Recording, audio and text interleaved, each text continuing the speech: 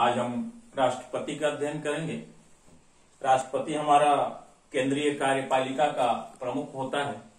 केंद्रीय कार्यपालिका को जो विभाजित किया गया है उसमें हम देखेंगे सबसे पहला हमारा केंद्रीय कार्यपालिका, इसमें पहला जो है राष्ट्रपति, फिर प्रधानमंत्री और तीसरा हमारा मंत्रिपरिषद। भारतीय संविधान के अनुच्छेद 52 के अनुसार जो उसमें उल्लेख किया गया है उसमें यह उल्लेख है कि भारत का एक राष्ट्रपति होगा। कार्यपालिका को दो भागों में विभाजित किया गया है। दो प्रकार का कार्यपालिका की व्यवस्था संविधान में किया गया है। पहला जो है संवैधानिक और अथवा नाम मात्र का। इसके अंतर्गत दूसरा जो है फिर कार्यपालिका, वास्तविक कार्यपालिका। पहला संवैधानिक अथवा नाम मात्र की कार्यपालिका और दूसरा वास्तविक। राष्ट्रपति को संवैधानिक कार्यपालिका की शक्तियां संविधान के आधार से प्रदान की गई हैं, जबकि केंद्रीय मंत्रिपरिषद जो है वो हमारी वास्तविक कार्यपालिका है। इसके बाद हम देखेंगे राष्ट्रपति की जो निर्वाचन है उसकी व्यवस्था कैसे है। राष्ट्रपति का निर्वाचन एक निर्वाचक मंडल के द्वारा होता है। निर्वाचक मंडल में जो सम्मिलित रहते हैं उसमें संसद के हमारे दोनों सदन के निर्वाचित जो सदस्य हैं वो रहेंगे। उसमें मनोनीत सदस्यों को भाग लेने का अधिकार नहीं होता है। और साथ ही साथ जो राज्यों की विधानसभाएं हैं और उसके भी जो निर्वाचित सदस्य हैं उस निर्वाचक मंडल में सदस्य रहेंगे। निर्वाचन की जो प्रक्रिया है एकल संक्रमणीय मत द्वारा, और निर्वाचन में अनुपातिक प्रतिनिधित्व प्रणाली का प्रयोग होता है और मतदान जो है वो गुप्त होता है। इसमें हम एकल संक्रमणीय और अनुपातिक प्रतिनिधित्व प्रणाली। इसके बाद हम देखेंगे राष्ट्रपति के लिए क्या क्या योग्यताएं निर्धारित है।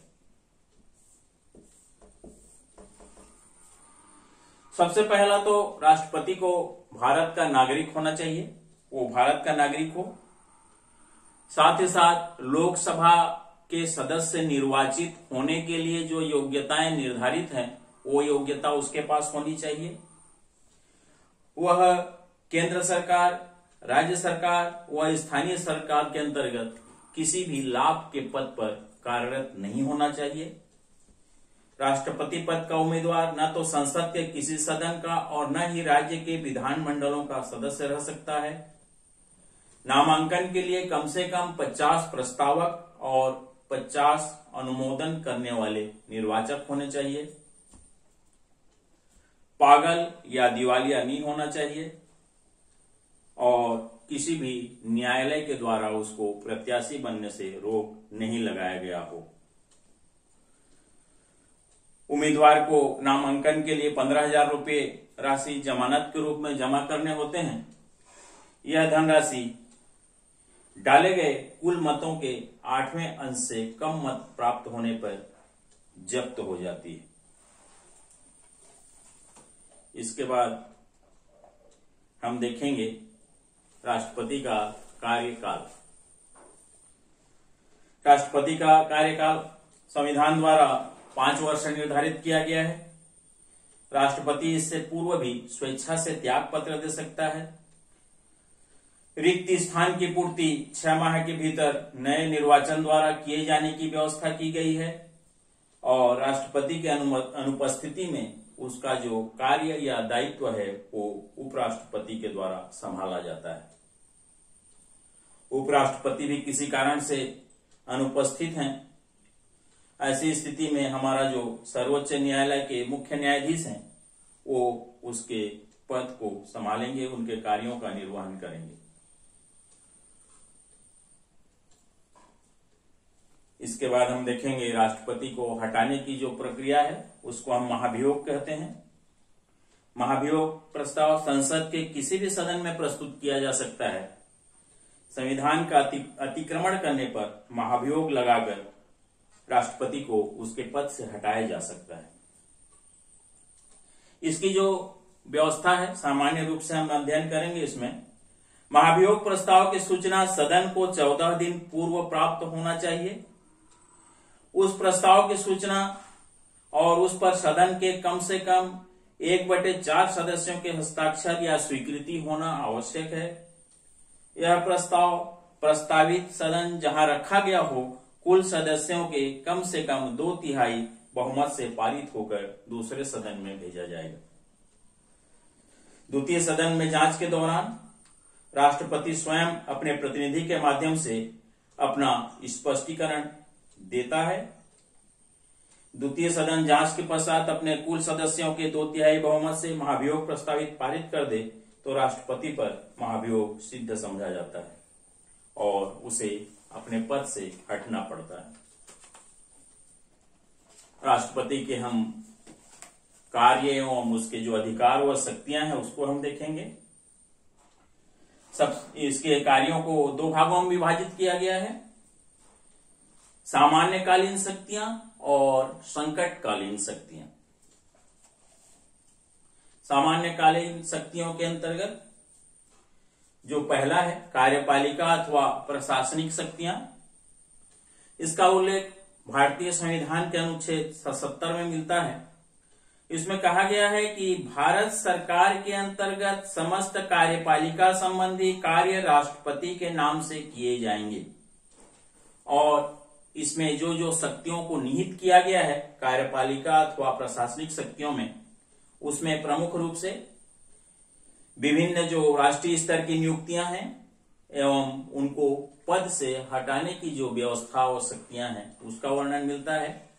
प्रमुख रूप से नियुक्ति और पदच्युति शक्तियां में राष्ट्रपति, प्रधानमंत्री और उसके सलाह से अन्य मंत्रियों की नियुक्ति, राष्ट्रपति, विभिन्न राज्यों के राज्यपाल, सर्वोच्च न्यायालय व उच्च न्यायालय के न्यायाधीश, भारत के राजदूत, भारत का महान्यायवादी, नियंत्रक एवं लेखा परीक्षक, वित्त आयोग, योजना आयोग आदि के सदस्यों की नियुक्ति राष्ट्रपति करता है। राष्ट्रपति जिनकी नियुक्ति करता है उपरोक्त जो हम अध्ययन किए हैं और उनमें जो व्यवस्था दी गई है संविधान में, उस व्यवस्था के अंतर्गत उस प्रक्रिया को पालन करते हुए जिनकी नियुक्ति करता है उनको पद से हटा भी सकता है। दूसरा है हमारा शासन संचालन संबंधी शक्तियां। शासन सुचारू रूप से संचालित हो, देश के भीतर कानूनी व्यवस्था के अंतर्गत देश का संचालन हो, इसके लिए विभिन्न प्रकार के नियम व कानून वो बना सकता है। इसके अतिरिक्त संघीय क्षेत्रों के शासन का दायित्व भी राष्ट्रपति ही देखता है। वैदेशिक मामलों से संबंधित शक्तियों में राष्ट्रपति राजदूतों की नियुक्ति करता है। विभिन्न देशों में हमारे देश के जो राजदूत होते हैं उनकी नियुक्ति करता है और जो दूसरे देश के राजदूत हमारे देश में हैं उनको मान्यता भी देता है। समस्त अंतर्राष्ट्रीय शक्तियां व समझौते, वैदेशिक कार्य राष्ट्रपति के नाम से किए जाते हैं। सेना संबंधी शक्तियां, इसके अंतर्गत राष्ट्रपति जो है वो हमारे जल, थल और वायु जो सेना होते हैं उन तीनों सेनाओं का वो सर्वोच्च सेनापति होता है अथवा मुखिया होता है। तीनों सेनाओं के सेनापतियों की नियुक्ति राष्ट्रपति करता है। साथ ही साथ देश में युद्ध को प्रारंभ करने और समाप्त करने की घोषणा भी राष्ट्रपति के द्वारा ही किया जाता है। दूसरा हम देखेंगे विधायी शक्तियां। इसमें हम सामान्यकालीन शक्तियों का अध्ययन कर रहे हैं। पहला कार्यपालिका तथा प्रशासनिक शक्तियां देखे हैं, अब हम विधायी शक्तियां देखेंगे। संसद के संगठन संबंधी शक्तियां। संसद के संगठन संबंधी शक्तियों के अंतर्गत राष्ट्रपति को संसद के दोनों सदनों के लिए सदस्य मनोनीत करने का अधिकार प्रदान किया गया है। लोकसभा के लिए आंग्ल भारतीय सदस्य में से अगर प्रतिनिधित्व किसी को नहीं मिला है तो 2 सदस्यों को, और राज्यसभा के लिए 12 सदस्यों को राष्ट्रपति मनोनीत करता है। संसद के सत्र से संबंधित जो शक्तियां हैं, संसद के दोनों सत्रों को किसी भी समय किसी भी स्थान पर वो आयोजित करने के लिए आमंत्रित कर सकता है। 1 वर्ष में संसद के 2 सत्र या अधिवेशन करवाना राष्ट्रपति की जिम्मेदारी है। विधेयकों की स्वीकृति अथवा अस्वीकृति संबंधी शक्तियां, संसद द्वारा जो भी पारित विधेयक राष्ट्रपति के हस्ताक्षर हुए बिना कानून का रूप नहीं ले सकते हैं, या उसमें राष्ट्रपति का अंतिम हस्ताक्षर होने के बाद ही कोई भी विधेयक कानून का रूप में लागू होगा, देश में लागू होगा।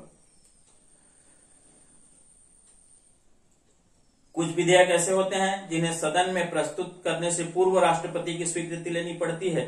जैसे कोई नया राज्य बनना है, तब उस विधेयक को प्रस्तुत करने के पूर्व राष्ट्रपति से अनुमति या स्वीकृति या हस्ताक्षर लेना आवश्यक होता है। साथ ही साथ हमारा जो वित्त विधेयक होता है उसमें भी राष्ट्रपति की पूर्व अनुमति आवश्यक है। अध्यादेश जारी करना, जब सत्र नहीं चल रहा हो और देश में कोई कानून की व्यवस्था अत्यावश्यक हो गई हो, जरूरी हो गई हो, ऐसी स्थिति में राष्ट्रपति अध्यादेश जारी करके उस कानून की कमी की पूर्ति करता है जिसकी आवश्यकता है। वित्तीय शक्तियों के अंतर्गत बजट प्रस्तुत करने की शक्तियां, प्रत्येक वर्ष के प्रारंभ में संसद की स्वीकृति हेतु वार्षिक बजट राष्ट्रपति की ओर से पहले लोकसभा में और फिर उसके बाद राज्यसभा में राष्ट्रपति द्वारा ही प्रस्तुत किया जाता है। कोई भी वित्त विधेयक राष्ट्रपति की स्वीकृति लिए बिना लोकसभा में प्रस्तुत नहीं किया जा सकता। आकस्मिकता की जो निधि है हमारे देश की, उस पर नियंत्रण राष्ट्रपति द्वारा किया जाता है। राष्ट्रपति संसद की पूर्व स्वीकृति के बिना इस निधि से धन को व्यय कर सकता है, उसको अधिकार प्राप्त है।